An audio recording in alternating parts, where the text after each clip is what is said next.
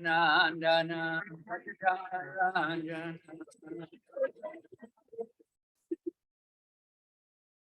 Yamunatira Manacha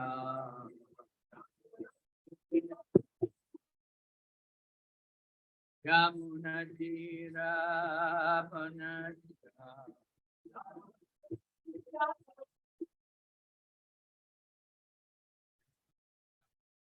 Madhava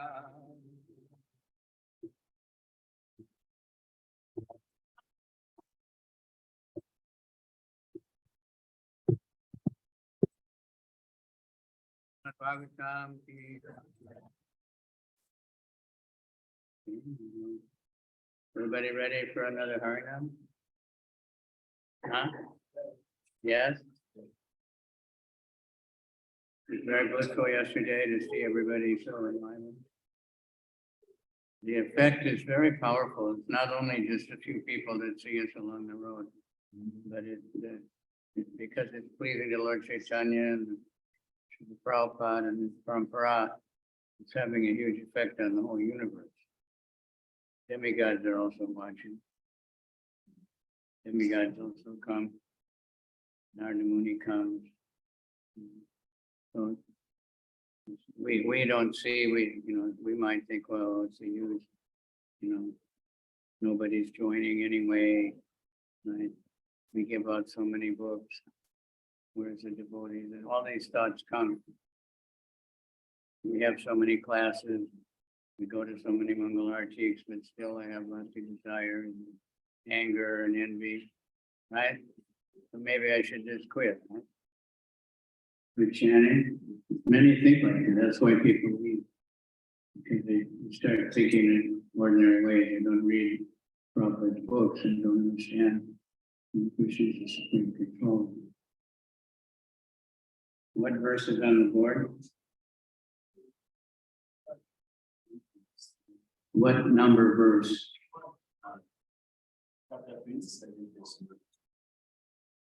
Chapter what? 27, text 1. Okay. Shukavacha Govardhana Vite Shaile Sarad Rakshite Raje Golokat Abrajat Krishnam Surabi Shakra Evacha Shri Sukha Uvacha Govardhani Jute Shaile Sarad Rakshite Vraje Golokad Abrajat Krishna Surabi Shakra Evacha. Okay, go ahead.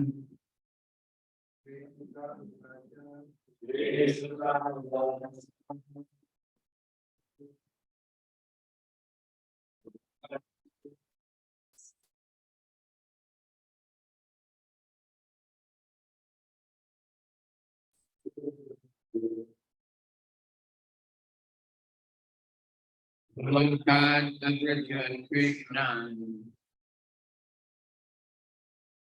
Surabi Shakra Evacha. Yeshukavacha Govardhani Krishna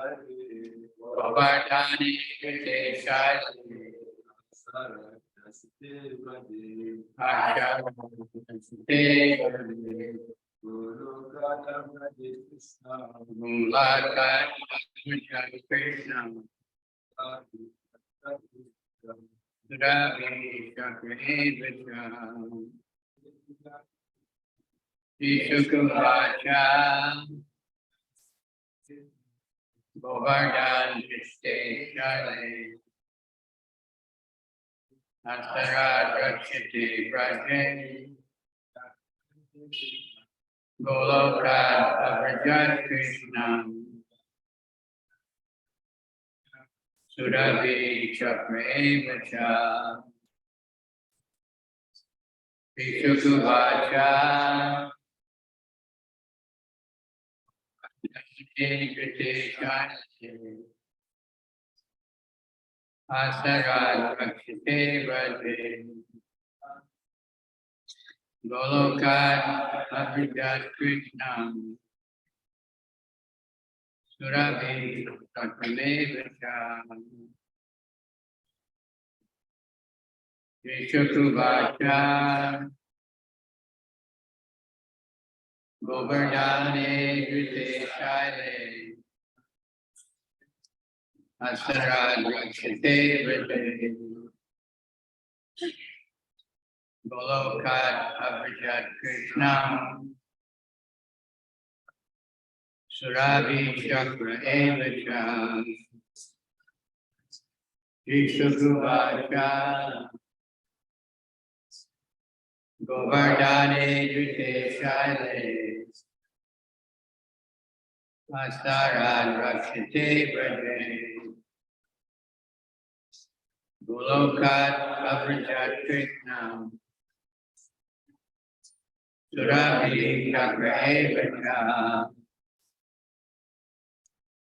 Vishukuvacha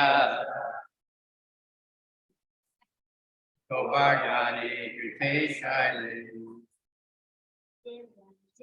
Asarat Rakshite Radhe Golokat Abhidat Krishna Surabhi Chakra Evacha Vishukuvacha Govardhane Drite Shaile Asarat Rakshite Radhe Golokat Abhidat Krishna Surabhi Chakra Evacha. Ladies,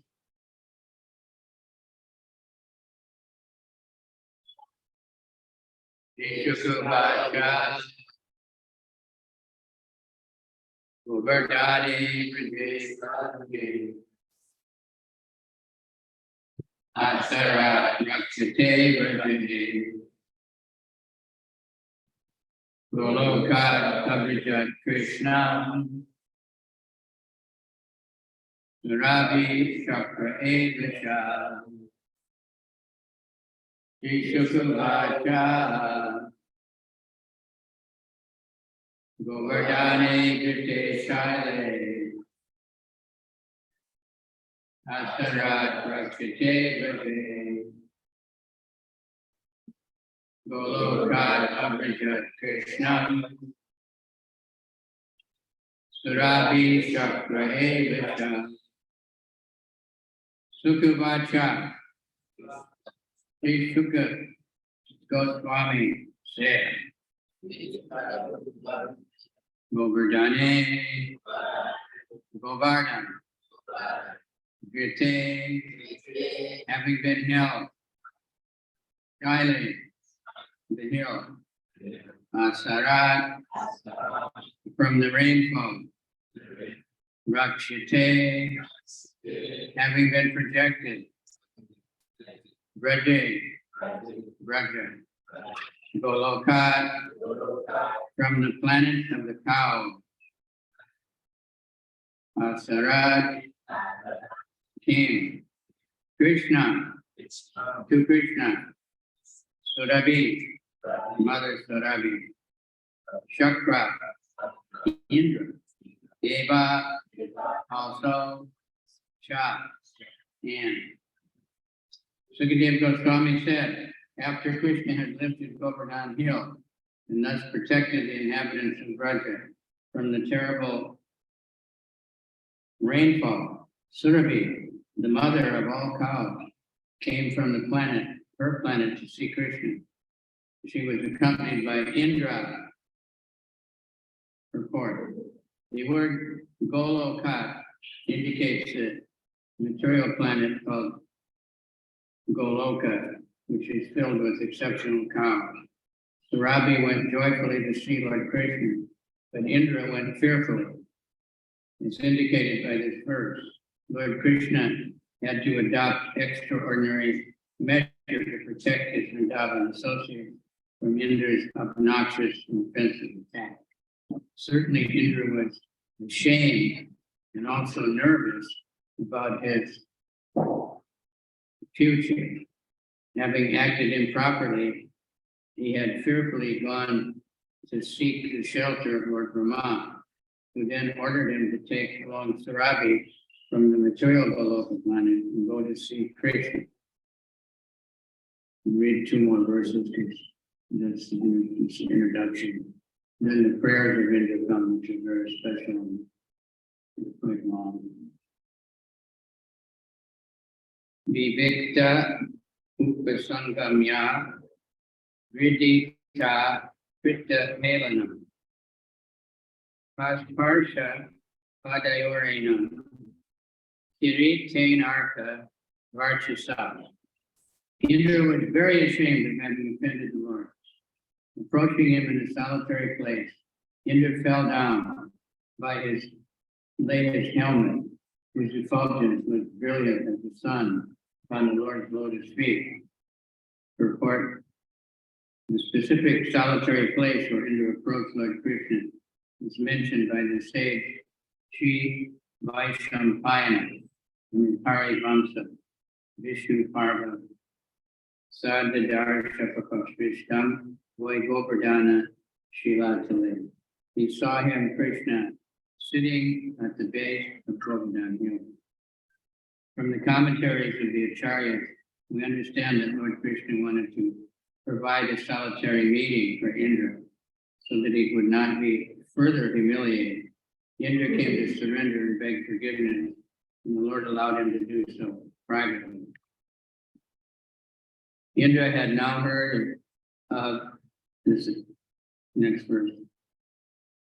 No. Indra had now heard of and seen the transcendental power of omnipotent Krishna, and his false pride, being the Lord of the 3 worlds, was defeated. Holding his hands together in supplication, he addressed the Lord as follows.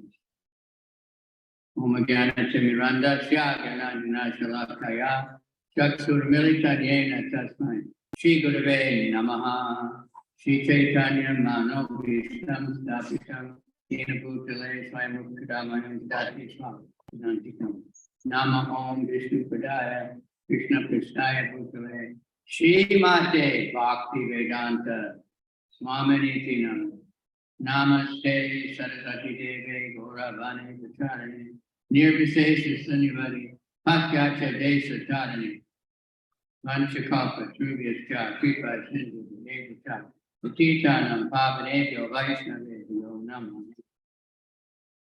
Namo Mahavadanyaya Krishna Prema Pradayate Krishnaya Krishna Chaitanya Namani Panchatatmakam Krishnam Bhakta Rupa Sarupakam Bhakta Vataram Bhakta Kyan Mami Bhakti Shaktikam. Hey Krishna, Karuna Sindhu Dina Bandhu Jagapate Gopesha Gopika Kanta Radha Kanta Namo Tapta Kanta Gaurange Radhe Vrindavaneshwari Vishabhanam Sute Devi Pranamami Hare Mukam Karoti Vachanam Pangam Mangai Tegarim Tatripa Samaham Bande Shri Gurundina Tarini Krishna Tvadiya Patapanka Jamajarantam Majaya Me Sutu Manasaraja Hansan Prana Pranama Samaye Kapavatta Pittai Kantavaro Nanavido Smaranam.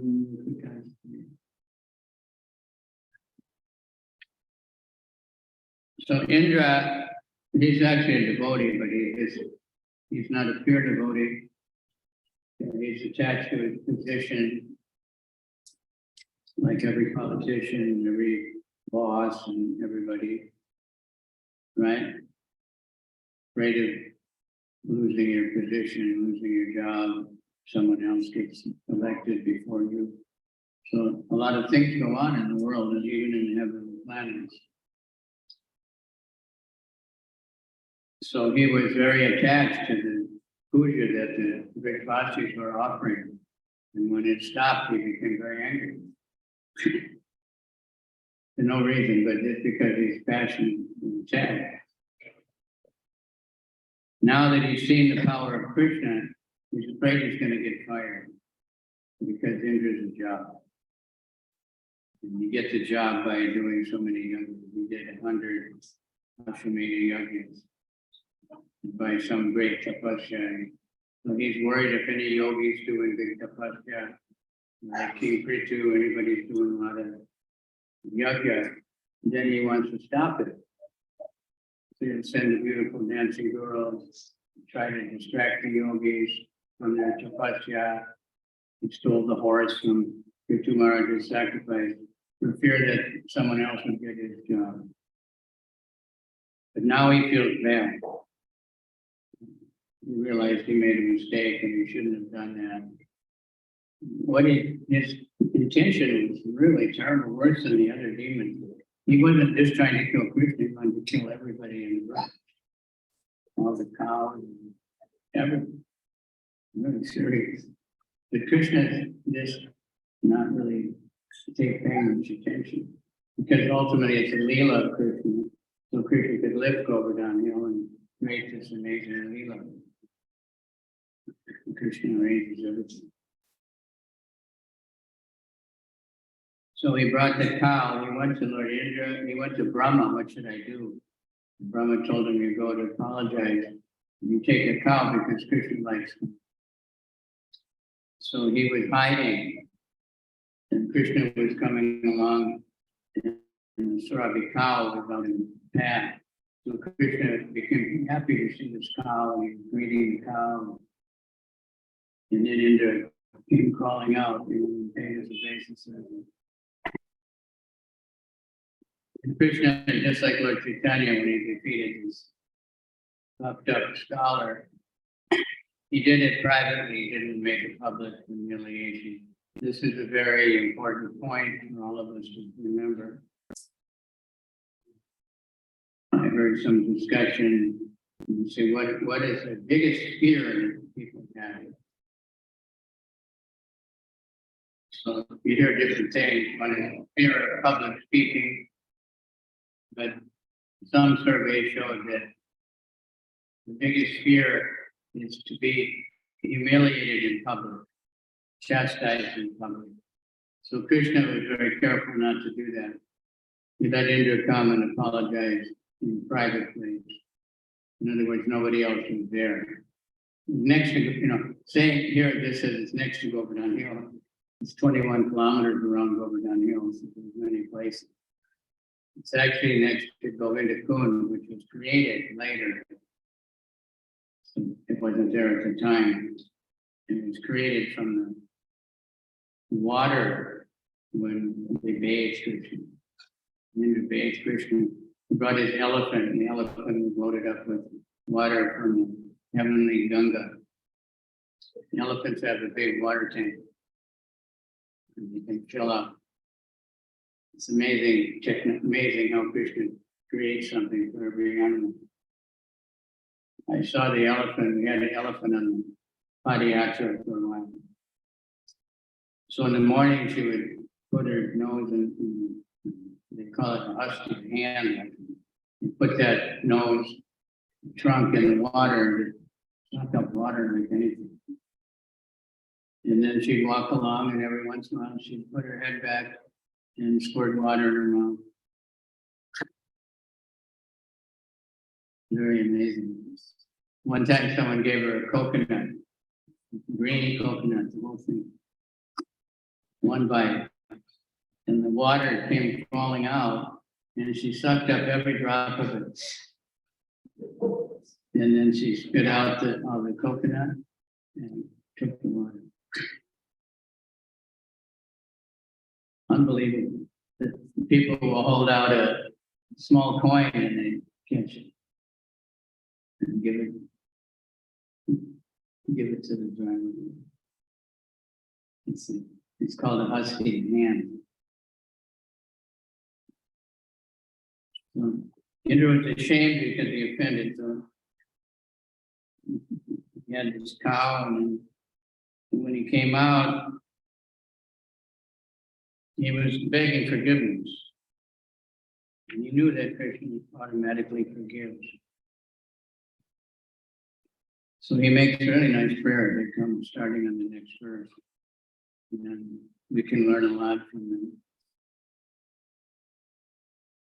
Indra is what's called a karma mishra, or something, mix. He's a great devotee. He's doing a very difficult job, you know. If you talk to the temple president here, you can, it's not easy just to manage this little temple.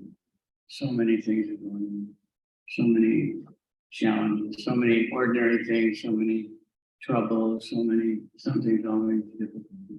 What to speak of the whole universe and being in charge of all the rain and having to keep track of all these people, the other demigods, and fight the demons who attack them. So it's not an easy job. So Krishna appreciates that. And then he's very merciful. So we can learn something about Krishna. We want to not only know about Krishna. Sometimes devotees get very proud because compared to other religions, we know a lot about Krishna. They don't know so much. They can't tell you what God looks like, where he lives. But many of them, they have tremendous faith. Whereas a lot of devotees, they don't have so much faith, they just don't know. So they don't go out and preach and risk their lives and, and give up everything just to preach the glories of the Lord. They don't have them faith, but they know something. And I've seen devotees here in Africa and stuff. In Nigeria, in an interfaith meeting, and the devotee was so puffed up, I kept trying to tell him, he's thinking he knows. Knowledge is okay, it's necessary, but it comes automatically. Vasudeva, Bhagavati, Bhakti Yoga, Jnana, Chaitanya. When we worship, offer service to Vasudeva, the Supreme Personality of Godhead, then knowledge and renunciation come automatically. Knowledge and renunciation by themselves do not produce bhakti. Bhakti produces everything else. So we focus on bhakti. But we study, we have to know something. You can't surrender to someone who doesn't know anything about you. People do have faith, they pray and they believe there's God somewhere and they get what they want. And even if you don't get exactly what we pray for, if someone who's praying all the time will be happy anyway, because we're connected to Krishna, trying to see and Krishna appreciates it. He might not give us exactly what we're praying for because it's not good. We think I need a lot of money in order to preach. You can't farm without a tractor and four-wheel drive brand new Ford truck and a big house, air conditioning, tractor. They have tractors and air conditioning. So many machines on the back of the tractor. No, many people are farming and living all over the world. And they're probably happier than the farmer that has all these machines that are always breaking down, cost a fortune to maintain. And I saw in Europe, the farmer, they have big land and they have so many machines. And I asked them, what do they do in the winter? No, they can't. They fix their machines. They spend the winter just repairing the machines, maintaining the machines. So in the fall, in the spring, in the summer, they can do something. And that's how we all are. We have to get a car and your whole life gets caught up in trying to keep your car going. And protect it from thieves and protect it from accidents and so many things. We have this body in here that we worry about. So we want to be in this mood like Indra is at this point, knowing that he's fallen, wanting forgiveness, no apologies, admitting, I was carried away by lust and anger. And he says, Krishna, one of the first things we ask Krishna is, please give me the intelligence not to do this again. Not just, generally we're saying, oh, forgive me, please forgive me. I won't, and then forgive me so I can do it again. I know you're very kind, I know you're loving and forgiving and you won't blame me. So please forgive me, the husband that beat up his wife. Oh, I love you so much. Oh, that's why I beat you. That's why I broke your jaw. I love you so much, but I'll never do it again. Never do it again. Please forgive me. This woman being soft-hearted. Okay, yeah. And for a few weeks or days or months, everything is nice and again banned. So, oh, forgive me. I didn't mean speak to this. That's not forgiveness. That's not apology. Apology has different factors, but the most important one is a change of behavior. If you just change your behavior, the words are not so necessary. You're bowing down or you're giving gifts or whatever. But if we actually change, but if we don't change, then all the words are useless. But we have a tendency to believe the words. I think I said it, so I think all right. Change the heart. And we want to change the hearts of the people. That's why we go out and chant. We want to spread the joyful chanting of the holy name. When people see devotees dancing, smiling, laughing, singing, it makes a big impression on them. But they may forget it right away.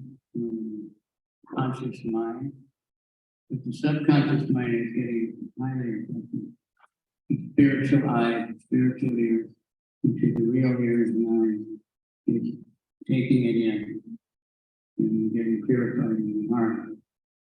If they simply appreciate it, even if they just smile and like it, and we say Hari Bol, they make some. We want to get out, we want people to see it. We look like devotees. Be bold. There was a time in Nigeria when the Christians were preaching really strong in this country. A lot of people joined. It became very popular because devotees were just doing Harinam. And so the Christians, I remember we had one temple. And on the road to get into that temple was a church.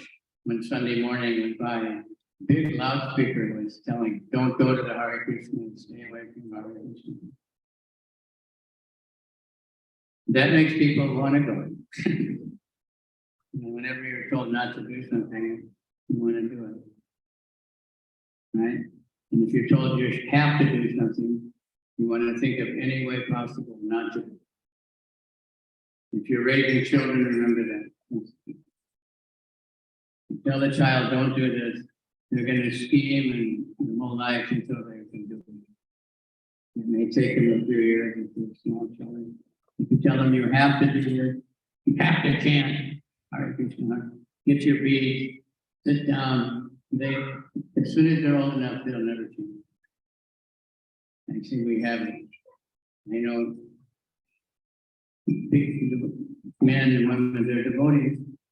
They like Krishna. But due to their training when they were children, that kind of training, they can't chant properly. That's the beat, and they remember the you're spaced out, you're not chanting right. wake up. And sometimes they would say you did bad, you have to chant 2 rounds. Prabhupada said we're supposed to make it fun. Make it fun. Or you tell them, don't chant, you don't like it. I'm hearing it. Then they will chant. The same thing when we go out. Just, be happy. People see that. They'll probably say Hare Krishna. Hare Krishna. So just keep going, make plans, go regularly. Big or small groups, go. Bigger, of course, attracts more. But it doesn't matter. Somebody knows. And even if no people notice, if they're all too absorbed in their sense gratification, Christian. And it enters their mind, even if they don't know the vibration. I want to ask, last night I woke up at midnight, which is normal, and there was a really loud kirtan playing with the Guna. Very nice. I wonder who was playing. It was really loud. I could hear it really clearly. I think it's good. We should broadcast the morning. We should have the kirtan playing all day in the temple. If we can't have a group of devotees chanting, we have so much technology now. Everybody's sitting down. We should be playing kirtan. So that anybody comes to the temple, hear the kirtan. Not just see the video. They don't see Krishna.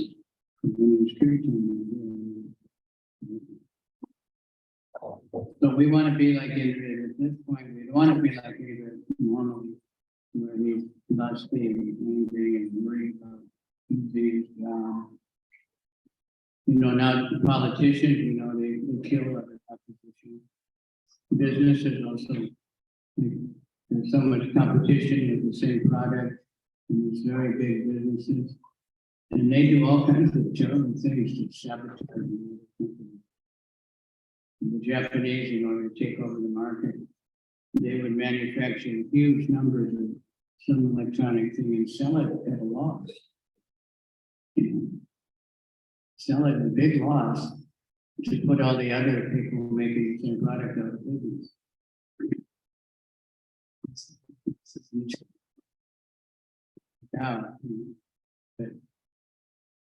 And different religions, they apply it. We're doing pretty good. We're not having war, crusades, we're not having inquisition. Hopefully, we won't get to that point. But we have trouble, within and without, with other so-called Vaishnava groups. But we want to get along with everybody by seeing Krishna in his heart. My godbrother Swami, when he was first a devotee, I think the first time he met Prabhupada, 1967 or 68. And he said, how can I see Krishna in everyone's heart? Do we know what Prabhupada said? They get a telescope, X-rays, ultrasound, read Bhagavad Gita. Just keep reading Bhagavad Gita, and you'll see Krishna. Because Krishna reveals it. It's not an artificial thing. And you might not actually see the form of Krishna sitting in the heart, playing his flute or whatever, but we'll know he's there by observing how the world is going. So many factors of action, but ultimately nothing can happen. You can have the place, you can have the performer, you can have all these things, and without the supersoul, nothing's going to happen. So, thank you for attending the Srimad Bhagavatam class. It's very, very important. I know it's not convenient for a lot of people, the timing because of going to work or having children, right? But so we try to, I'm recording, but mostly we try to record. And since I've been here, nobody's very interested in the classes. So I didn't have a servant to do it.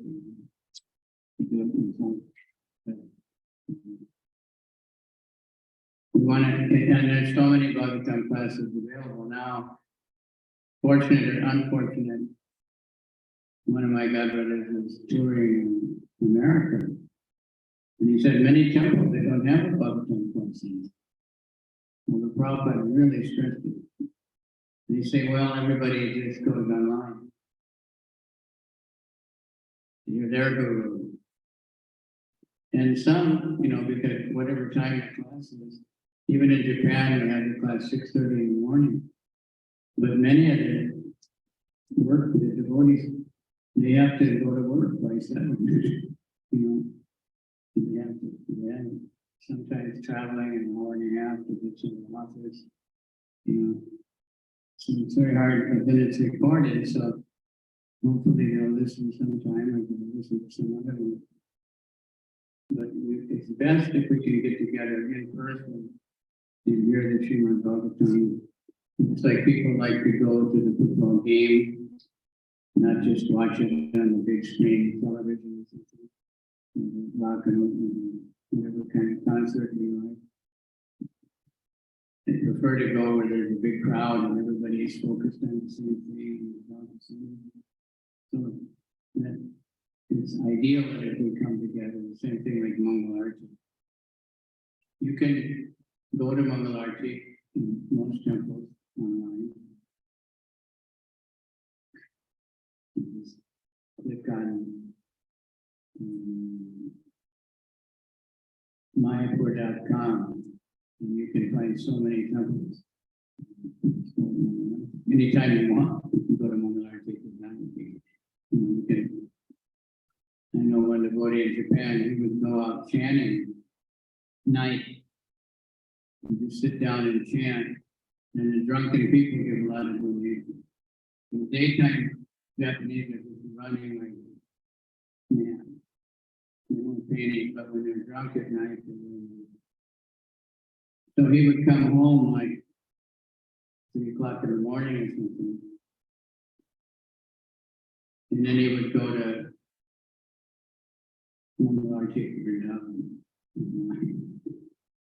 class. So, this is all this facilities available. Please take advantage because it's not even a drop in the bucket of things that are available on the internet. I don't know what it is now.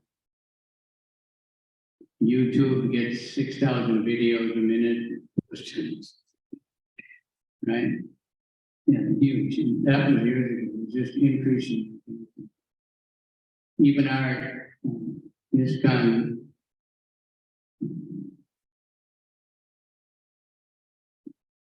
one of our channels, very popular.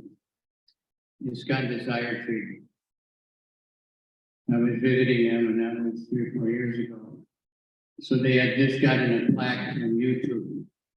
They had 200,000 followers. But at that time, by the time they got the plaque, they had much more. And they, at that time, they have like so many devotees just editing video, working, contacting people, sending voice. And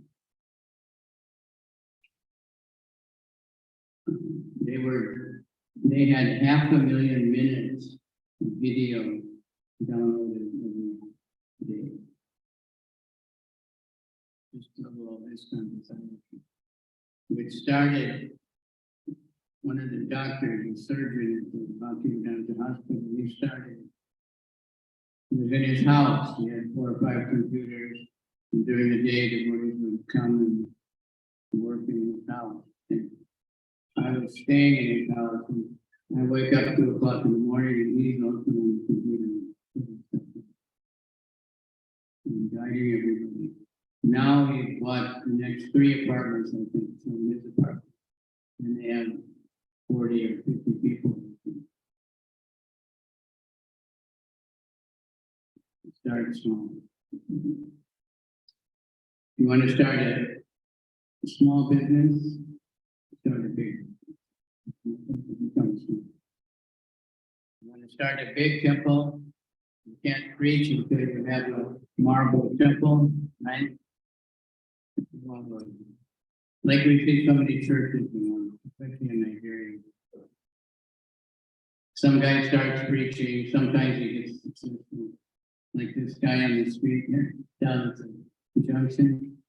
I tell you, he had this very small place and built with this scrap wood, nothing that.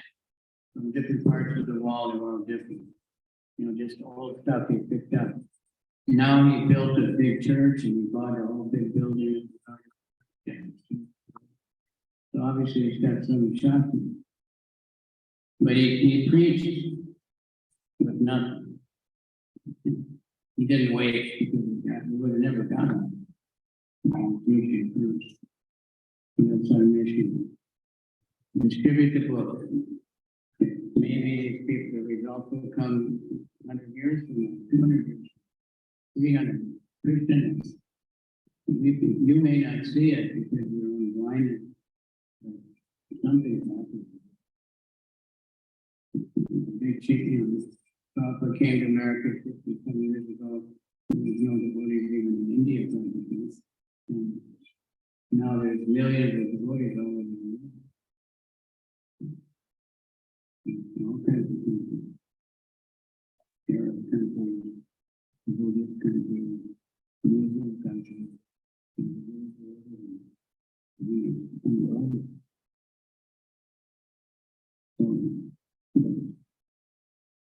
Remember, we've made offenses, apologize.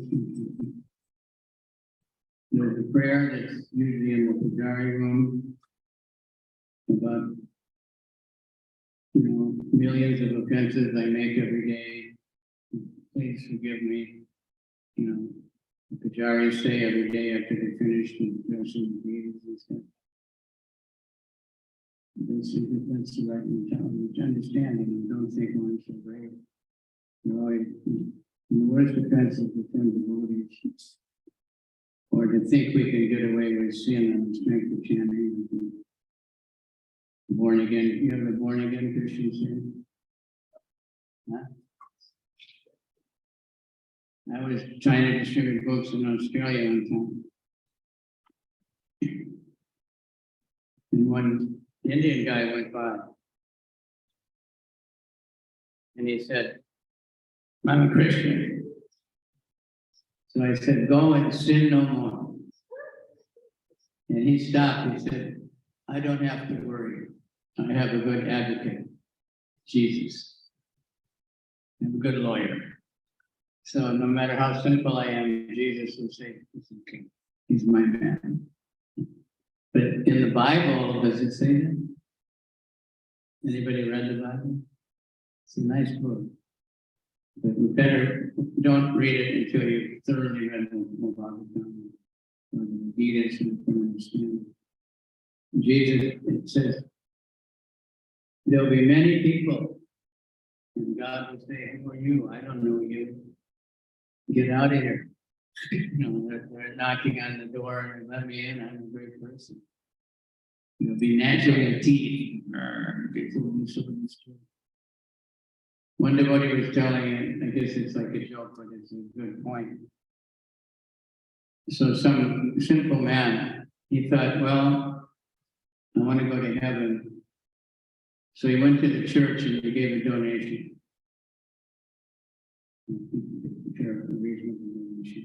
And he got a receipt.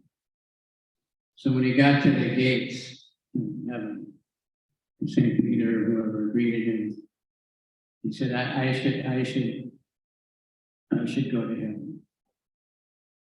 And he said, he showed the receipt. See, So St. Peter said, oh, let me check. And he took the receipt to God. And God looked at it, took out his pocket and he said, give his money back and tell him to go to hell. But people, that's how people are thinking. Prabhupada said one man, he thought, if I cover my body with stool and dying, Yamadutas won't want to come. And he actually did that. But it doesn't work that way. The Christians will tell us in America, we don't have to work to get to them. It's not by, because the Bible says it's not by works. It's not just by doing something. You have to pray, you have to have a mentality. They're thinking we don't have to go out and sing. Many Christians, many do go out and sing. So that born again was in Bengal and the rest of them, and they say that. Don't you know the Vedas? The scripture says that one chanting of Hare Krishna can nullify so many sinful activities. So don't worry, you're chanting, you can sing. They chant, and they get sometimes some kind of understanding. But then they smoke BDs and go for sex and take some kind of intoxication. We were at one rock and roll festival in Japan. And we met this group. It was Indian, the leader was a Bengali guy named Sadanananda, actually from my house. And he had a bunch of Japanese followers. And they said, we are Sahaja, no tapasya. We just sing. And the hippies loved it, And so this guy was an incredible musician, just like Mr. Kavicandra.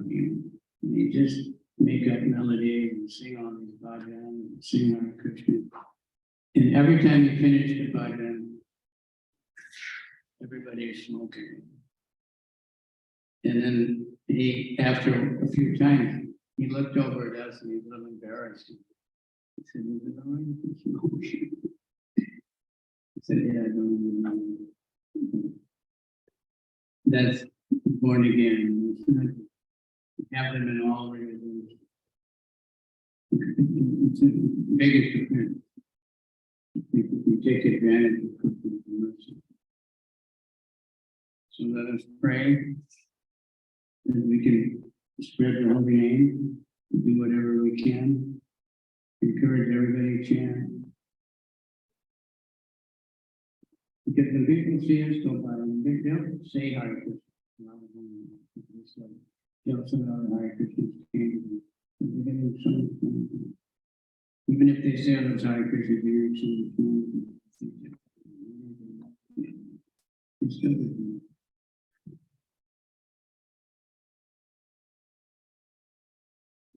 We used to be in the airport in Chicago, distributing books. We had to carry the books. So we had really heavy bags. But I used to put like 30 Srimad Bhagavatam this morning. Big bag. My back is still crooked. And these workers would come, the guys in the airport, they live underground and they put the baggage on the airplane. Why don't you get a job? And one day I just saw the guy, I said, here, I handed my bag, I said, hold it. He couldn't pick it up right. So then they would see us collecting money and say, how much do you keep? How much are you getting? Said, nothing. Well, I would be keeping it if I did. And one guy told me, you're really stupid. You're just a fool. You're the stupidest person I've ever seen. You know, your leader's taking all the money and you're out here working so hard. And, you know, I say different things. And one guy said, well, You know, your boss makes much more than you do. You do all the work and the boss makes it. You just get enough to do. So this guy was telling me he was so stupid and he was just being exploited. And I said, no, you don't know. He said, nobody knows how much money I can make. They don't have a camera following me. I keep so much money. He said, oh, you're not as stupid as you look. Congratulations. You're really smart. So that's the kind of people that are out there. So we're trying to get through to these people. You know, really be good. Everybody wants Krishna. Many people really respect it, but you can't expect it. Most of us didn't just join the first time we saw the book. First time we few devotees. Mostly takes a long time. Many devotees yesterday came for initiation. They've been chanting for 8 years. Practice. So, but there's this difference. All right. Srimad Bhagavatam ki jai. Rabikal ki jai. Indra. Indra surrender ki jai. Gaur Premanand. So let's get ready for my meeting. See if there's anybody else around. Yesterday we went pretty long. I don't know. It's nice. Because the chanting is so nice. It gives ecstasy. Hare Krishna, Krishna Krishna, Hare Rama, Hare Hare.